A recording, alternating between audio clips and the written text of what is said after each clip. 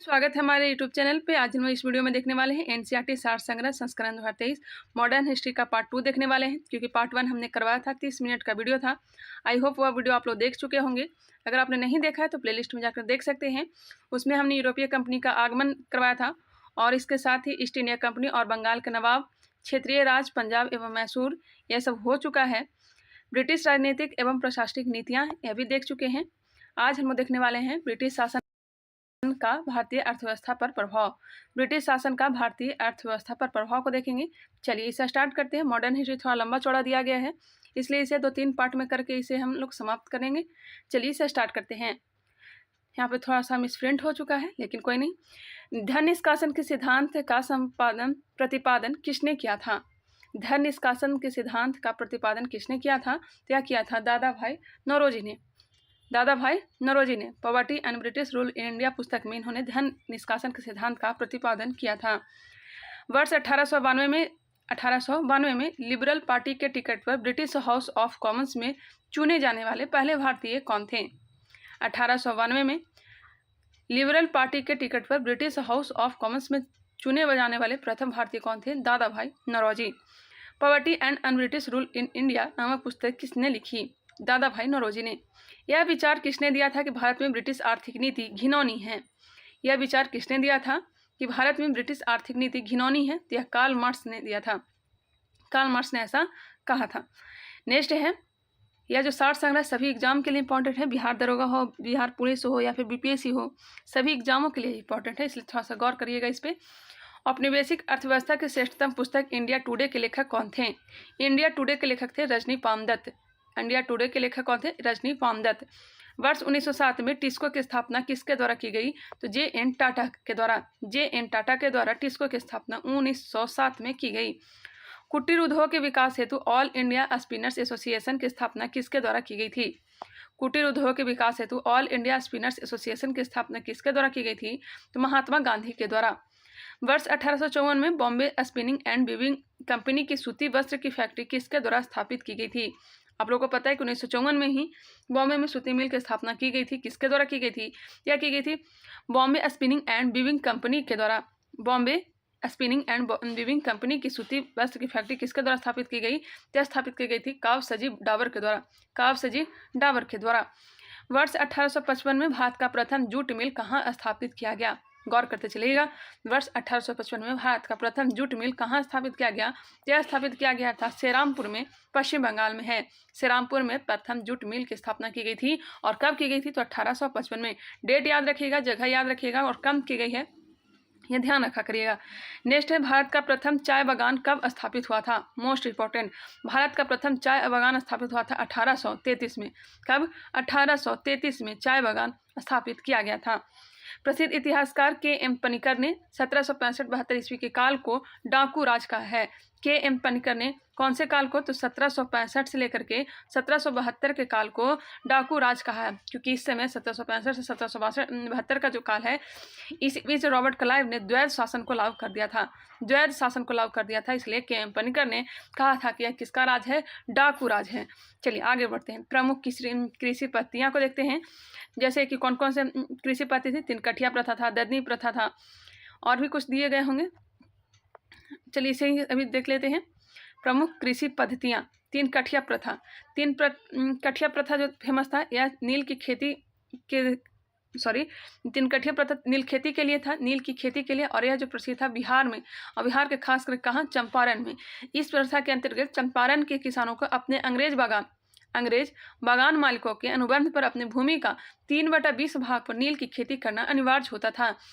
अगर जिसके पास 20 कट्ठा होता था, 20 कट्ठा बराबर कितना होता है? तो 20 कट्ठा बराबर होता है 1 बीघा। 1 बीघा, इसके बारे में थोड़ा नॉलेज है। 20 कट्ठा बराबर 1 बीघा होता है। तो 20 कट्ठा में 3 कट्ठा पे नील की खेती करना क्या था? अनिवार्य होता था। क्या होता था? अनिवार्य होता था।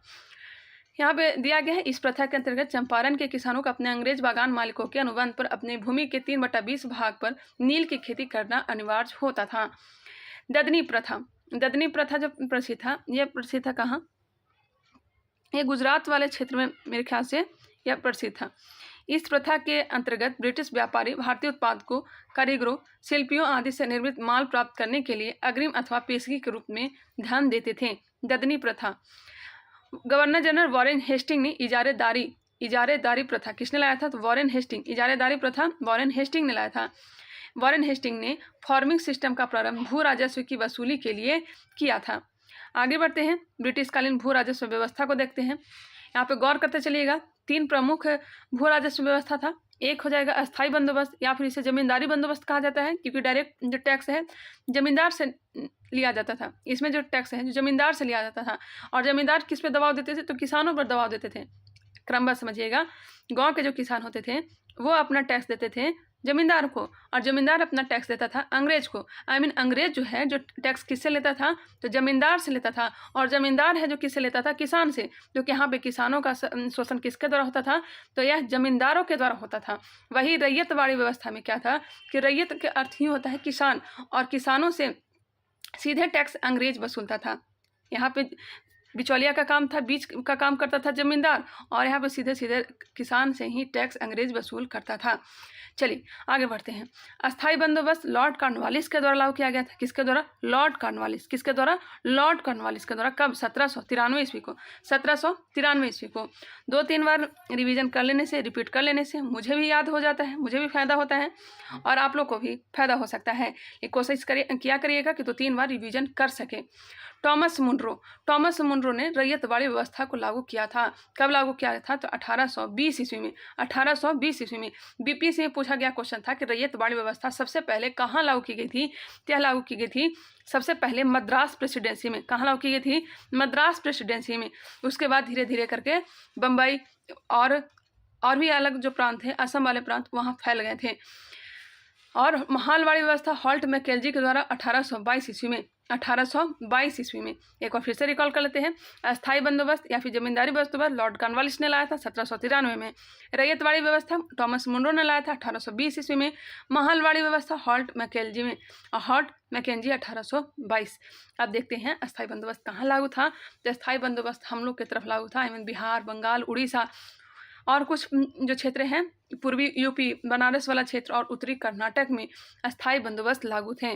कहाँ कहाँ? तो बंगाल, बिहार, उड़ीसा, उत्तर प्रदेश के पूर्वी भाग ही हो जाएगा, हाँ पूर्वी भाग, और बनारस और उत्तरी कर्नाटक। वही बात की जाए रैयतवाड़ी व्यवस्था तो बम्बई, मद्रास और असम में रैयतवाड़ी व्यवस्था लागू की गई थी। और बता दें आप लोग को रैयतवाड़ी व्यवस्था सबसे पहले मद्रास प्रेसिडेंसी में लागू की गई थी। महलवाड़ी व्यवस्था 1822 में हॉल्ट मैकेंजी, उत्तर प्रदेश पश्चिमी प्रांत, खास करके उत्तर प्रदेश के पश्चिमी प्रांत और मध्य प्रांत और पंजाब वाला क्षेत्र में महलवाड़ी व्यवस्था था। आखिर महलवाड़ी व्यवस्था क्या था? देखते हैं, आगे दिया हुआ होगा। मुखिया से जैसे वसूल किया जाता था, मुखिया से देख लेते हैं, यहाँ पे दिया गया है। अब यहाँ पे जानते हैं कितने भूभाग पर अस्थायी बंदोबस्त लागू था, कितने भूभाग पर रैयतवाड़ी और कितने भूभाग पर महलवाड़ी व्यवस्था लागू था। चलिए, टोटल भूभाग है 100%।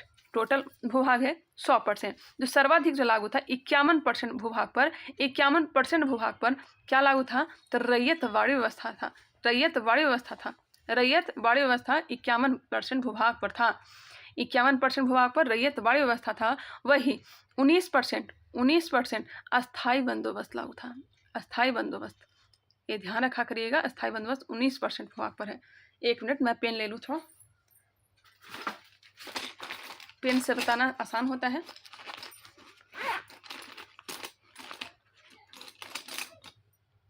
चलिए फिर से देख लेते एक बार। 51% भूभाग पर क्या लागू था? 51 भूभाग पर लागू था आपका रैयतवाड़ी व्यवस्था। रैयतवाड़ी व्यवस्था सर्वाधिक जो लागू था रैयतवाड़ी ही। उसके बाद 30% ले लेते हैं। 30% भूभाग पर था महलवाड़ी, और सबसे कम जमीन पर लागू था अस्थायी बंदोबस्त। तीनों को ऐड करेंगे तो कितना आ जाएगा? 100%। 51% भूभाग पर रैयतवाड़ी व्यवस्था, 30% भूभाग पर महलवाड़ी व्यवस्था और 19% भूभाग पर अस्थायी बंदोबस्त था।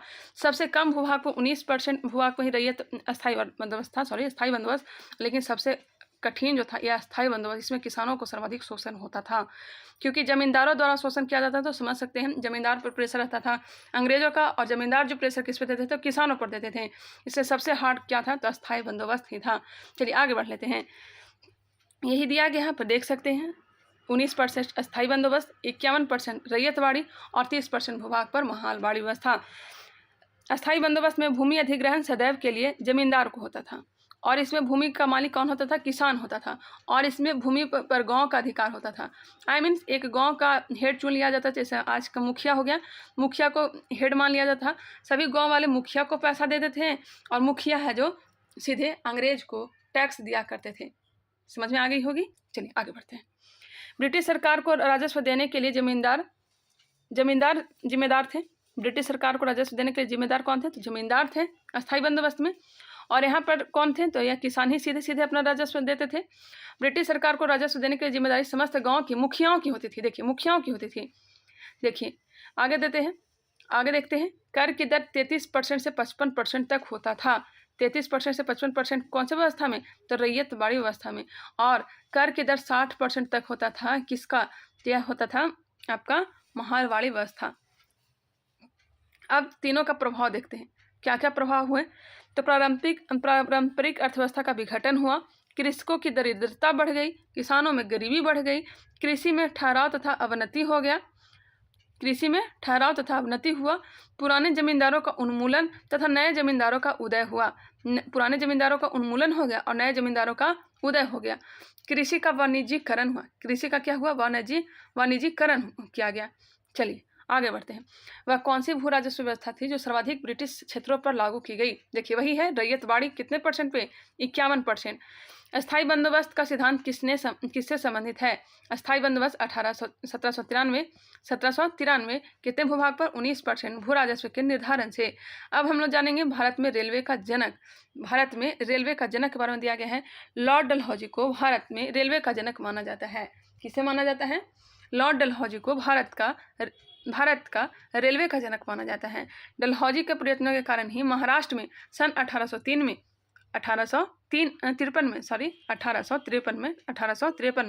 बम्बई से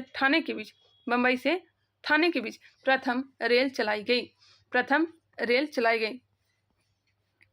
अब जानेंगे 1857 की क्रांति। मोस्ट इंपॉर्टेंट 1857 की क्रांति। इसके बिना बीपीएससी अधूरा है। आप लोगों को पता ही हर बार बीपीएससी क्वेश्चन पूछता है यहाँ से।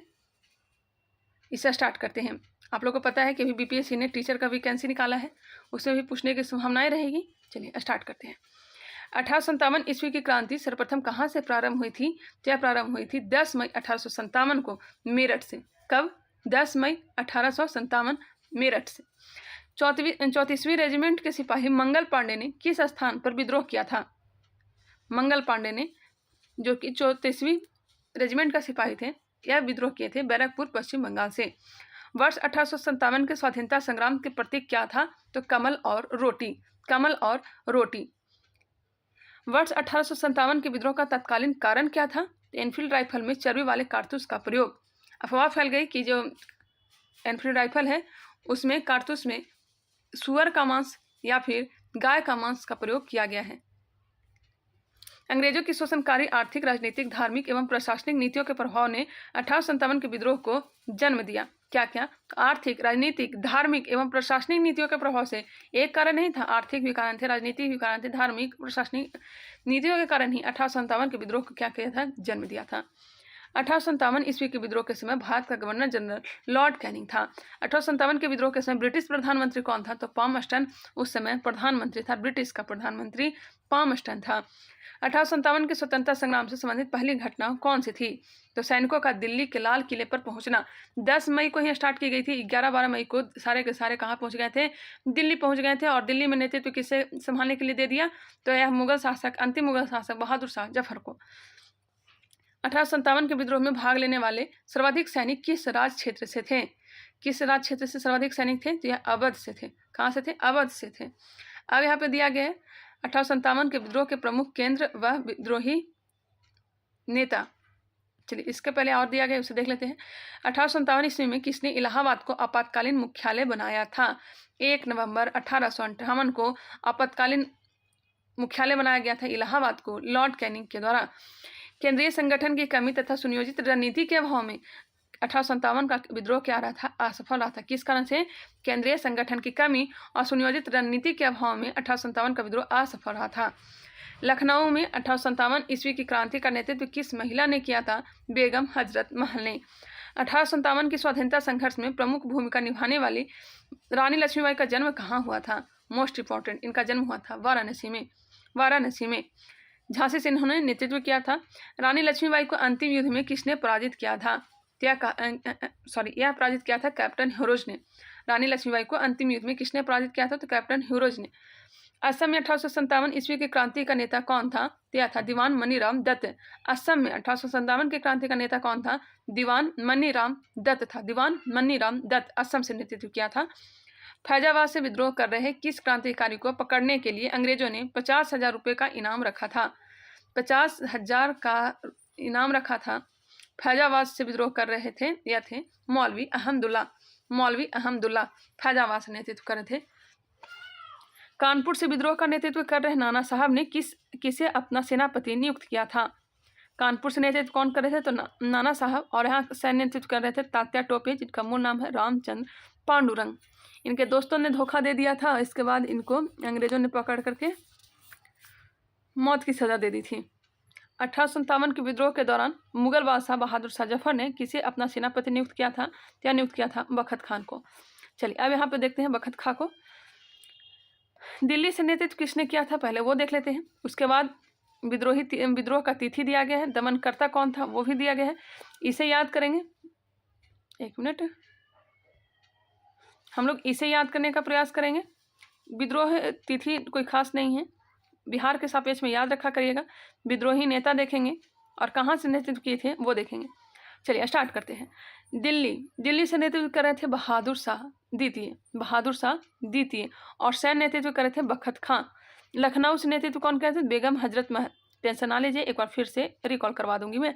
लखनऊ से नेतृत्व कर रहे थे बेगम हजरत महल और विरजिस कादिर। झांसी या फिर ग्वालियर से नेतृत्व कौन कर रहे थे? तो रानी लक्ष्मीबाई और तात्या टोपे। झांसी से कर रहे थे रानी लक्ष्मीबाई और ग्वालियर से तात्या टोपे। कानपुर से नेतृत्व कर रहे थे नाना साहब और तात्या टोपे सैन्य नेतृत्व कर रहे थे। इलाहाबाद से लियाकत अली खान इलाहाबाद से।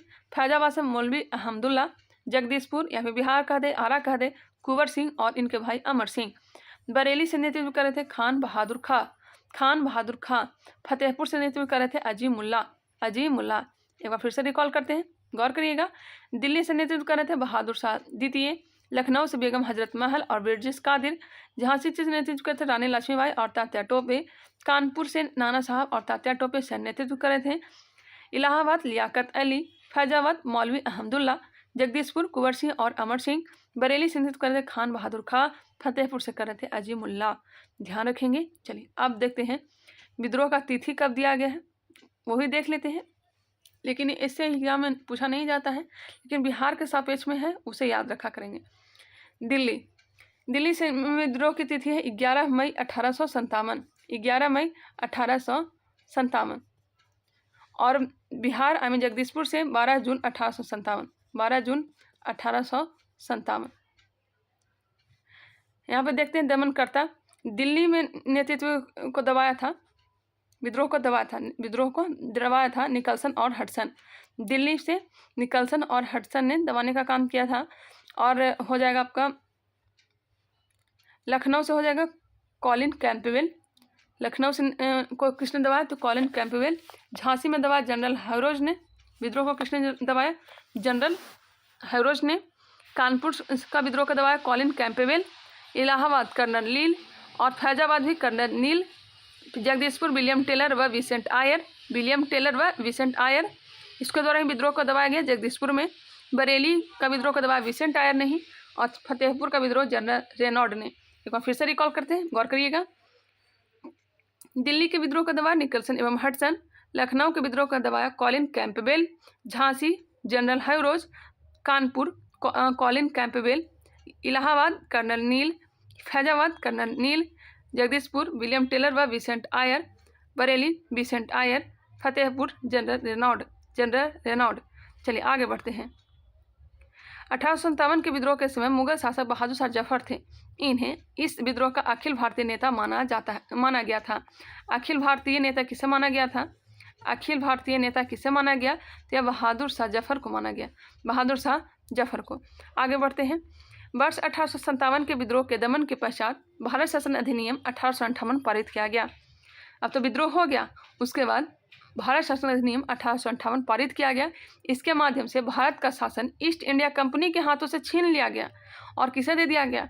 ब्रिटिश क्राउन के हाथों में चला गया। अब तक किसका शासन चल रहा था? तो ईस्ट इंडिया कंपनी का शासन चल रहा था। अब जो है भारत शासन अधिनियम के द्वारा यह जो शासन है ब्रिटिश क्राउन के हाथों में चला गया। महारानी विक्टोरिया ने भारतीय प्रशासन को ब्रिटिश ताज के नियंत्रण में लेने की घोषणा कब की थी? 1 नवंबर 1858 को।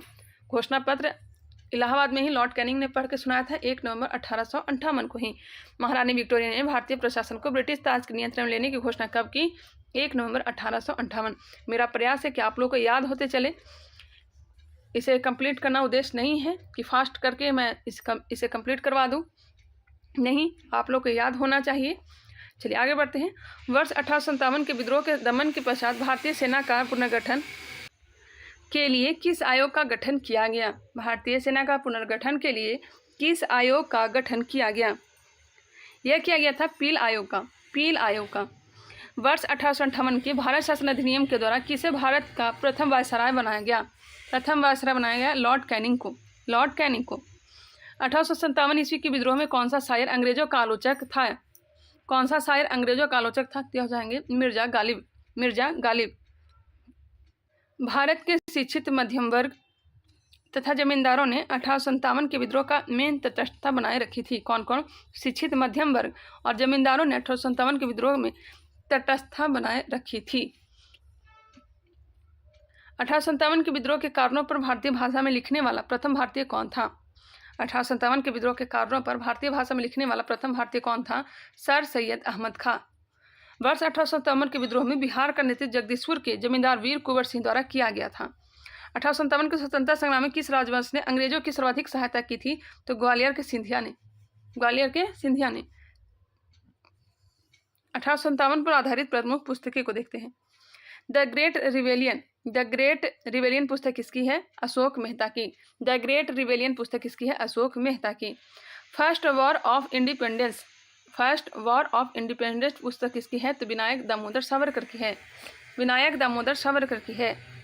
1857 किसकी है? तो यह है एस.एन. सेन की है। 1857 किसकी है? 1857 है एस.एन. सेन की। सिपाही mutiny and the revolt of 1857, यह है आर.सी. मजूमदार की पुस्तक। सिपाही mutiny and the revolt of 1857 R C. Majumdar की। भारत का 1857 जो है 1857 की क्रांति प्रथम स्वतंत्रता संग्राम था, किसने कहा था? बताइएगा किसने कहा था? वी.डी. सावरकर ने। History of Indian mutiny T R. Holmes की पुस्तक है। हिस्ट्री ऑफ इंडियन म्यूनिटी किसकी है? तो टी.आर. होम्स की है। रिवेलियन 1857, यह है पी.सी. जोशी का। Causes of the Indian revolt sir Syed Ahmad Khan का। Causes of the Indian revolt किसका? सर सैयद अहमद खां को। फिर से रिकॉल करते हैं। The great rebellion Ashok Mehta. First war of independence Vinayak Damodar Savarkar. प्रथम स्वतंत्रता संग्राम किसने लिखा था? तो Vinayak Damodar Savarkar. 1857 S N. Sen. Sipahi mutiny and the revolt of 1857 R C. Majumdar. History of Indian mutiny T R. Holmes. Rebellion 1857 P C. Joshi. Causes of the Indian revolt sir Syed Ahmad Khan. Rani Lakshmibai की मृत्यु पर हीरोज ने कहा था, क्या कहा था? हीरोज ने कहा था कि इतने सारे मर्दों के बीच, देखिए यहाँ पे दिया गया है, कहा था कि भारतीय विद्रोहियों में वह अकेली पुरुष थी। क्या थी? अकेली पुरुष थी। जब मृत्यु हो गया था तो कहा था कि इतने सारे महिलाओं में एक क्या है? मर्द लेटी हुई है। इस तरह से उन्होंने टिप्पणी किया था। लेकिन ध्यान रखिए भारतीय विद्रोहियों में वह अकेली क्या थी? पुरुष थी। किसने 1857 के विद्रोह को स्वतंत्रता की पहली लड़ाई कहा था? तो वी.डी. सावरकर ने कहा था। 1857 के विद्रोह का एक षड्यंत्र की संज्ञा किसने दी थी? तो सर जेम्स आउटरम एवं डब्ल्यू टेलर। यहाँ से बिहार दरोगा क्वेश्चन पूछा जाता है, इसलिए ध्यान देते चलेंगे। 1857 के विद्रोह को एक षड्यंत्र की संज्ञा किसने दी थी? तो सर जेम्स आउटरम एवं डब्ल्यू टेलर ने। तथाकथित प्रथम राष्ट्रीय स्वतंत्रता संग्राम न प्रथम, न राष्ट्रीय और न ही स्वतंत्रता संग्राम था। यह कथन किसका है? तो यह है आरसी मजूमदार का। आरसी मजूमदार का है। बगल में थोड़ा काम चल रहा है इसलिए आवाज़ आ रही होगी, लेकिन कोई नहीं, थोड़ा सा प्रॉब्लम हो सकता है। भारतीय स्वाधीनता आंदोलन का सरकारी इतिहासकार कौन था? भारतीय स्वाधीनता आंदोलन का सरकारी इतिहासकार कौन था? एस.एन. सेन था। एस.एन. सेन था। अब हम लोग देखेंगे 1857 विद्रोह पर आधारित प्रमुख मत क्या कहा। एस.एन. सेन ने कहा, जो कुछ धर्म के लिए लड़ाई के रूप में प्रारंभ हुआ वह स्वतंत्रता संग्राम के रूप में समाप्त हुआ। एस.एन. सेन ने कहा, जो कुछ धर्म के लिए लड़ाई के रूप में प्रारंभ हुआ वह स्वतंत्रता संग्राम के रूप में समाप्त हुआ। किसने कहा? एस.एन. सेन। अशोक मेहता ने कहा, 1857 ईस्वी के विद्रोह का स्वरूप राष्ट्रीय था। अशोक मेहता ने कहा 1857 ईस्वी का विद्रोह क्या था? उसका जो स्वरूप था यह राष्ट्रीय था। वी.डी. सावरकर ने कहा 1857 का विद्रोह एक सुनियोजित राष्ट्रीय स्वतंत्रता संग्राम था। वी.डी. सावरकर ने 1857 ईस्वी का क्रांति विद्रोह 1857 ईस्वी का विद्रोह एक सुनियोजित राष्ट्रीय स्वतंत्रता संग्राम था। आरसी मजूमदार ने कहा, तथाकथित प्रथम राष्ट्रीय संग्राम न तो प्रथम, न ही राष्ट्रीय और न ही स्वतंत्रता संग्राम था। किसने कहा था? आरसी मजूमदार ने। न तो यह प्रथम स्वतंत्रता संग्राम था, न ही यह राष्ट्रीय और न तो प्रथम यह स्वतंत्रता संग्राम था। सर जॉन लॉरेंस ने कहा था यह पूर्णतः सिपाही विद्रोह था। जॉन लॉरेंस ने कहा कि यह पूर्णतः सिपाही विद्रोह था। बेंजामिन डिज़रायली ने कहा 1857 ईस्वी का विद्रोह एक राष्ट्रीय विद्रोह था। पी रॉबर्टसन ने कहा 1857 का विद्रोह केवल एक सैनिक विद्रोह था जिसका तत्कालीन कारण चर्बी युक्त कारतूस था। क्या किसने कहा था? तो पी रॉबर्टसन ने कहा 1857 ईस्वी का विद्रोह केवल एक सैनिक विद्रोह था जिसका तत्कालीन कारण चर्बी युक्त कारतूस था। टी.आर. होम्स ने कहा यह सभ्यता एवं बर्बरता का संघर्ष था। टी.आर. होम्स ने कहा यह सभ्यता एवं बर्बरता का संघर्ष था। डब्ल्यू. टेलर और जेम्स आउटरम ने कहा यह अंग्रेजों के विरुद्ध हिंदू मुसलमानों का षड्यंत्र था। डब्ल्यू. टेलर और जेम्स आउटरम ने कहा यह अंग्रेजों के विरुद्ध हिंदू मुसलमानों का षड्यंत्र था। रीज ने कहा था यह ईसाई धर्म के विरुद्ध एक धर्म युद्ध था। रीज ने कहा, क्या कहा? यह ईसाई धर्म के विरुद्ध एक धर्म युद्ध था। स्क्रीनशॉट लेना चाहें तो ले सकते हैं, क्योंकि यहाँ से बिहार द्रोह में पूछा जाता है क्वेश्चन, यूपीएससी में भी। चलिए आगे बढ़ लेते हैं। अब हम देखते हैं प्रमुख किसान एवं जनजातीय विद्रोह। प्रमुख किसान एवं जनजातीय विद्रोह 19वीं शताब्दी के दौरान होने वाले वहाबी आंदोलन का मुख्य केंद्र कहाँ था? तो पटना था। वहाबी केंद्र का मुख्य केंद्र कहाँ था? तो पटना था। वहाबी आंदोलन का मुख्य केंद्र पटना। 1857 के विद्रोह के पश्चात बंगाल में कौन सा विद्रोह हुआ? नील विद्रोह हुआ था 1859-60 में। आदिवासी नेता को जगत पिता धरती आबा के नाम से किसे जाना जाता है? तो बिरसा मुंडा को। संथाल विद्रोह 1855-56 में हुआ था। झारखंड वाले क्षेत्र में, झारखंड और बिहार वाले क्षेत्र में दीवान एको कहलाता है। राजमार्ग के पहाड़ी से लेकर के भागलपुर वाले क्षेत्र को क्या कहते हैं? दीवान एको कहा जाता है। वही नेतृत्व किया था सिंधु एवं कान्हू ने। इस विद्रोह को हूल विद्रोह के नाम से भी जाना जाता है। हूल विद्रोह के नाम से भी जाना जाता है। वंदे मातरम गीत के रचयिता कौन थे? तो बंकिम चंद्र चटर्जी। सन्यासी विद्रोह का उल्लेख बंकिम चंद्र चटर्जी के किस उपन्यास में किया गया है? तो आनंद मठ में किया गया है। हो विद्रोह कब हुआ था? तो 1820-21 के मध्य हो विद्रोह हुआ था। संभलपुर में हुए अनेक ब्रिटिश विरोधी विद्रोहों का नेता कौन था? संभलपुर में हुए अनेक ब्रिटिश विरोधी विद्रोह का नेता कौन था? सुरेंद्र साई था। सुरेंद्र साई। महाराष्ट्र में रामोसी कृषक जत्था की स्थापना वासुदेव बलवंत फड़के ने स्थापित किया था। महाराष्ट्र में रामोसी कृषक जत्था की स्थापना वासुदेव बलवंत फड़के ने स्थापित किया था। कूका आंदोलन 1840 से लेकर के 1872 ईस्वी किसने सुसंगठित किया था? कूका आंदोलन को संगठित किया था गुरु राम सिंह।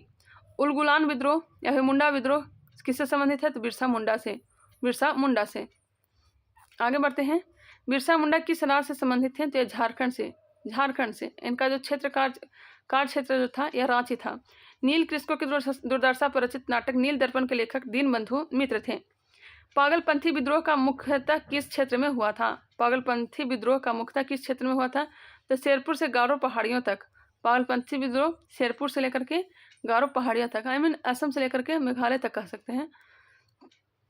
फराजी विद्रोह का नेता कौन था? तो दादू मियाँ। फराजी विद्रोह का नेता दादू मियाँ।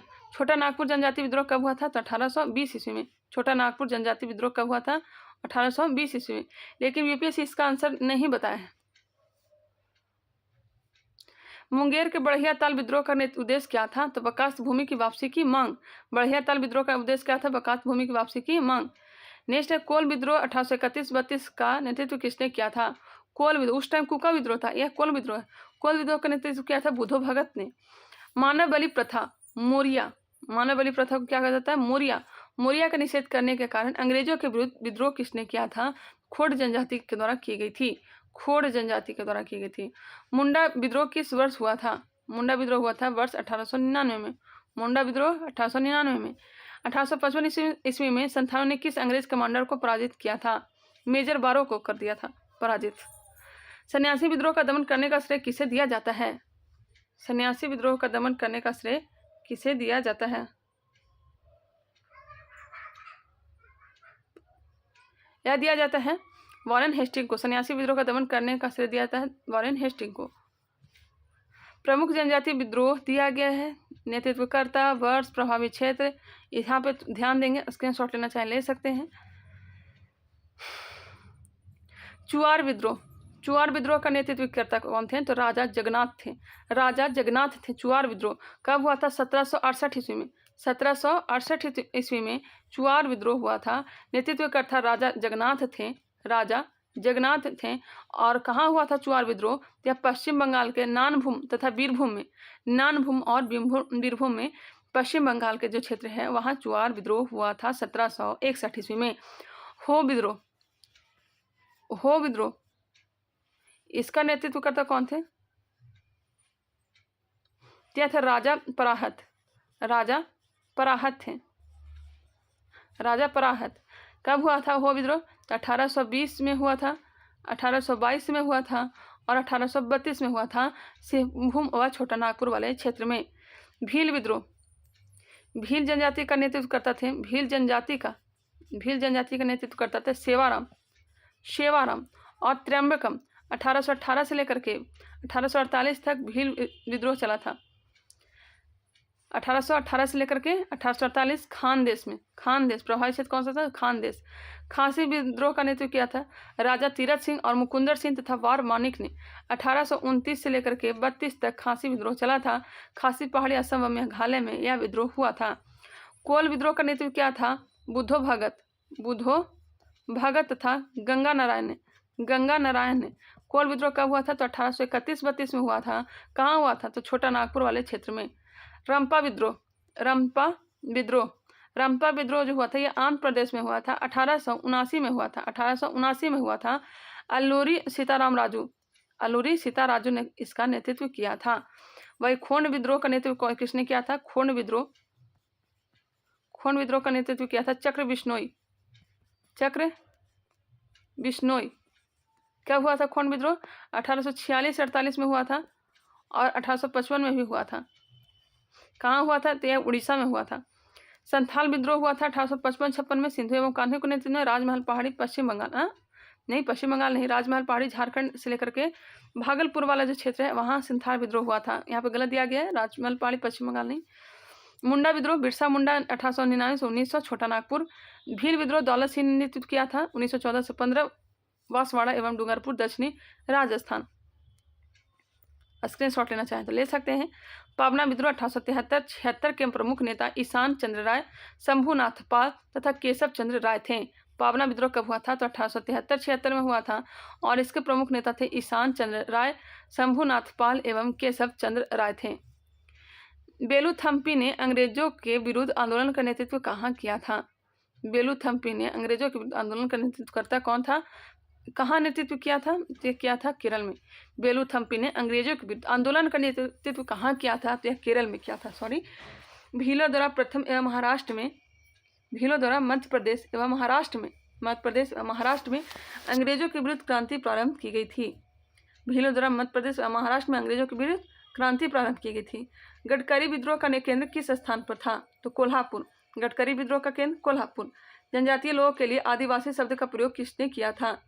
यह किया था आदिवासी शब्द का प्रयोग ठक्कर बप्पा ने। खैरवार आदिवासी आंदोलन किस वर्ष हुआ था? 1874 ईस्वी में। खैरवार आदिवासी विद्रोह कब हुआ था? आंदोलन हुआ था 1874 ईस्वी में। मोबला विद्रोह कहाँ हुआ था? तो केरल मालाबार तट में हुआ था 1920-21 में। गोविंद गिरी ने मेवाड़, बांगड़ और आसपास के क्षेत्रों में निवास करने वाले भीलों में सामाजिक सुधार के लिए लसोड़िया आंदोलन प्रारंभ किया था। लसोड़िया आंदोलन किसने प्रारंभ किया था? तो गोविंद गिरी ने मेवाड़, बांगड़ और आसपास के क्षेत्रों में निवास करने वाले भीलों में सामाजिक सुधार के लिए लसोड़िया आंदोलन प्रारंभ किया था। अहोम विद्रोह 1828-35 किस राज्य से संबंधित है? अहोम विद्रोह 1828 से 1835 के बीच हुआ था, असम में। कहाँ हुआ था अहोम विद्रोह? असम में हुआ था। राम सिंह के नेतृत्व में संचालित कूका आंदोलन की शुरुआत मूलतः किसके द्वारा की गई थी? कूका आंदोलन की शुरुआत की गई थी भगत जवाहर मल के द्वारा, सेन के द्वारा साहिब। महाराष्ट्र में कौन सा विद्रोह हुआ था? तो भील विद्रोह हुआ था। बिरसा मुंडा ने एकेश्वरवाद की स्थापना पर बल दिया था। बिरसा मुंडा ने एकेश्वरवाद की स्थापना पर बल दिया था। अब हम लोग देखने वाले हैं किसान नागरिक विद्रोह। यहाँ पर शॉर्टकट में दिया गया है, देख लेते हैं। कोल विद्रोह 1831 में हुआ था, 31-32 में बुद्धो भगत ने नेतृत्व किया था। संथाल विद्रोह 1855-56 नेतृत्व करता थे सिंधु एवं कान्हू। खैरवार विद्रोह हुआ था 1874 में। मुंडा विद्रोह हुआ था 1899 में, बिरसा मुंडा ने नेतृत्व किया था। ताना भगत आंदोलन हुआ था 1914 में, जत्रा भगत के नेतृत्व करता थे। इवान व जुआंग विद्रोह हुआ था 1867-68 में, नेतृत्व किया था रन नायक। यहाँ पे दिया गया है चेरो विद्रोह हुआ था 1801 ईस्वी में। चेरो विद्रोह 1801 में हुआ था, भूषण सिंह इसके नेतृत्व करता थे।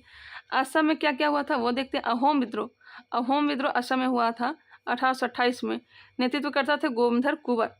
खासी विद्रोह 1828 से 1833 राजा तीरथ सिंह खासी विद्रोह के नेतृत्व करता थे। चलिए आगे बढ़ते हैं।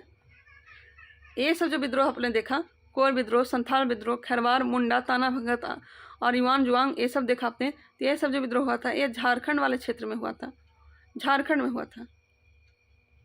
और चेरो विद्रोह हुआ था बिहार वाले क्षेत्र में, 1801 में भूषण सिंह ने नेतृत्व किया था। नागालैंड में हुआ था नागा विद्रोह रानी गौडिल्यू ने, रानी की उपाधि जवाहरलाल नेहरू ने दिया था। रानी गौडिल्यू ने नागा विद्रोह नेतृत्व किया था और 1931 में हुआ था। कुकी विद्रोह हुआ था मणिपुर में 1917 में, मणिपुर में। बहावी विद्रोह हुआ था कहाँ? तो हुआ था बिहार में। इसका केंद्र था पटना ही। 1830 से 60 के बीच सर सैयद अहमद बरेलवी इसके नेतृत्व करता थे। सन्यासी विद्रोह हुआ था 1770 में पश्चिम बंगाल में। फकीर विद्रोह 1776 में हुआ था, मंजनू शाह चिराग इसके नेतृत्व करता थे।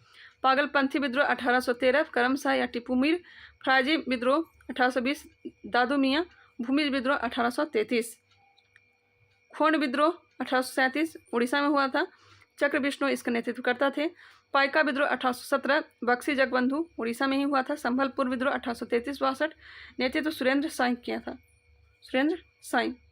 कोया विद्रोह हुआ था आपका तेलंगाना वाला क्षेत्र, आंध्र प्रदेश तेलंगाना वाला क्षेत्र में कोया विद्रोह 1869 79-80 में टोम्मा सुरा ने इसका नेतृत्व किया था। तमिलनाडु में रंपा विद्रोह हुआ था, नहीं ये भी आंध्र प्रदेश में हुआ था, आंध्र प्रदेश तमिलनाडु वाले जो क्षेत्र रंपा विद्रोह। सीताराम राजू चेचू आदिवासी आंदोलन का नेतृत्व करता था मोतीलाल तेजावत। चेचू आदिवासी आंदोलन हुआ था 1920 में। पालीगारो का विद्रोह हुआ था 1801 ईस्वी में, पालीगारो का विद्रोह 1801 में। कट्टा वामन जिसके नेतृत्व करता थे। गंजाम विद्रोह 1800 से लेकर के 1805 के बीच श्रीकर भंज इसके नेतृत्व करता थे। वही कर्नाटक में किट्टूर विद्रोह हुआ था 1824-29 में, चन्नमत व रेम्पा इसके नेतृत्व करता थे। पश्चिमी घाट पे हुआ था रामोसी विद्रोह, चित्तर सिंह वसुदेव बलवंत फड़के इसके नेतृत्व करता थे। महाराष्ट्र में गडकरी विद्रोह 1844 बाबाजी अहिर के मराठा किले के संरक्षक गडकरी होते थे। गुजरात में कच्छ विद्रोह 1816 में हुआ था, भारतमल व झरेझा इसके नेतृत्व करता थे। बघेरा विद्रोह हुआ था गुजरात में 1818 में। पंजाब में हुआ था आपका कुका विद्रोह, भगत जवाहर मल ने इसका नेतृत्व किया था, बालक सिंह राम सिंह कुका ने भी किया था। कब हुआ था? 1840 से 1872 के बीच। आप लोग इसका स्क्रीनशॉट ले लेंगे, एक बार फिर से आप लोग देखने का प्रयास करेंगे। चलिए मैं टाइम दे लेती हूँ, आप लोग भी देख लीजिए।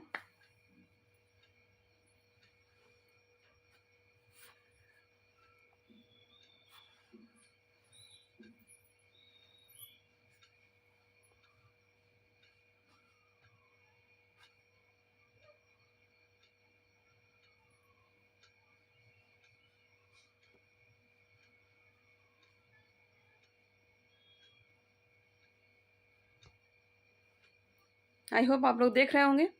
आप लोग एक बार रिकॉल कर लीजिए अपने से भी।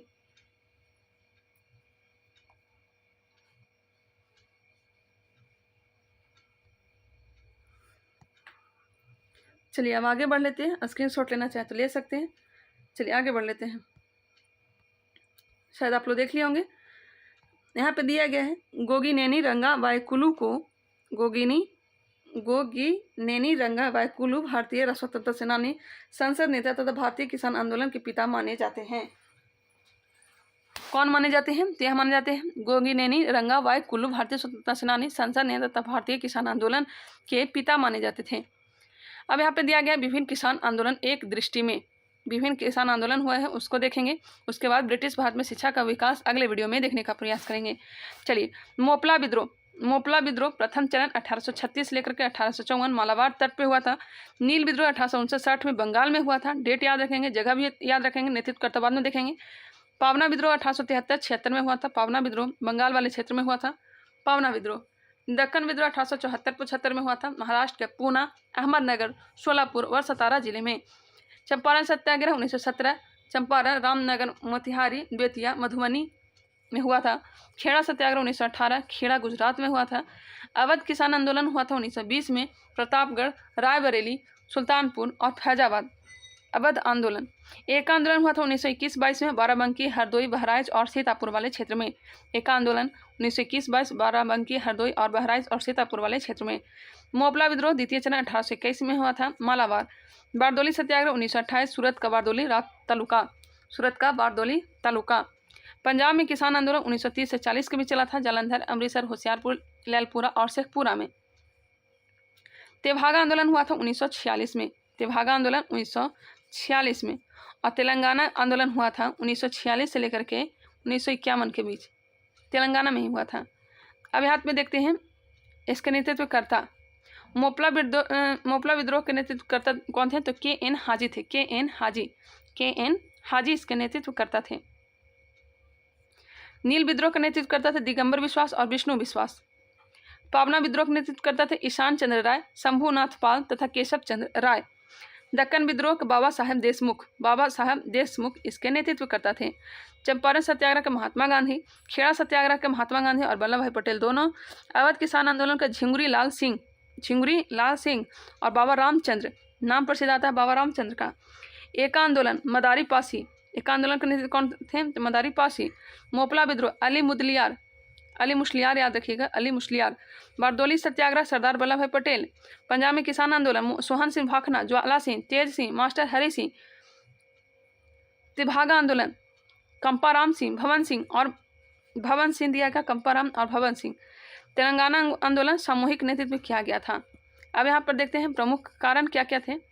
मोपला विद्रोह का कारण था अंग्रेजों द्वारा नई राजस्व व्यवस्था लाई गई। इसी कारण से मोपला विद्रोह किया गया था। अंग्रेजों द्वारा नई राजस्व व्यवस्था लागू करना मोपला विद्रोह का कारण था। नील विद्रोह का कारण था यूरोपीय लोगों द्वारा किसानों से बलपूर्वक नील की खेती करवाना। पावना विद्रोह का कारण था अधिक लगान तथा वर्ष 1859 के अधिनियम के अंतर्गत मिली काश्तकारी की जमीन पर कब्जे के विरुद्ध षड्यंत्र और बेदखली।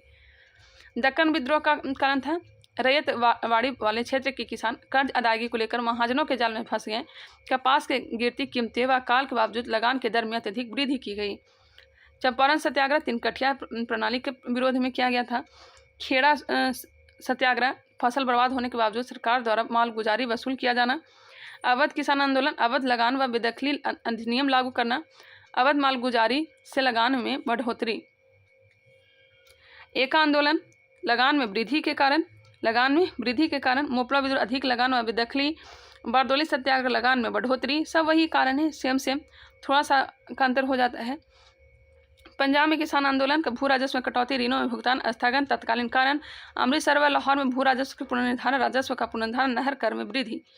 तेभागा आंदोलन का हो जाएगा बटाईदारों ने निर्णय लिया कि वे जोतदारों को आधे के स्थान पर 1/3 उपज देंगे।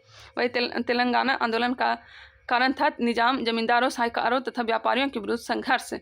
भारत की स्वतंत्रता के पश्चात चलाए गए भूदान आंदोलन का नेतृत्व किसने किया था? विनोबा भावे ने किया था। स्क्रीनशॉट लेना चाहे तो ले सकते हैं, खुद से भी आप लोग देख सकते हैं।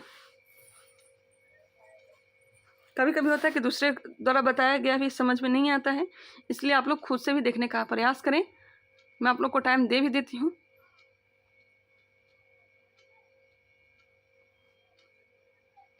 स्क्रीनशॉट लेना चाहें तो ले सकते हैं। अब मिलते हैं नेक्स्ट वीडियो में। यह वीडियो आप लोग को कैसा लगा आप लोग कमेंट करके बताएंगे। डेट याद रखेंगे, प्रभावित क्षेत्र याद रखेंगे। आई होप आप लोग को याद हो चुका होगा।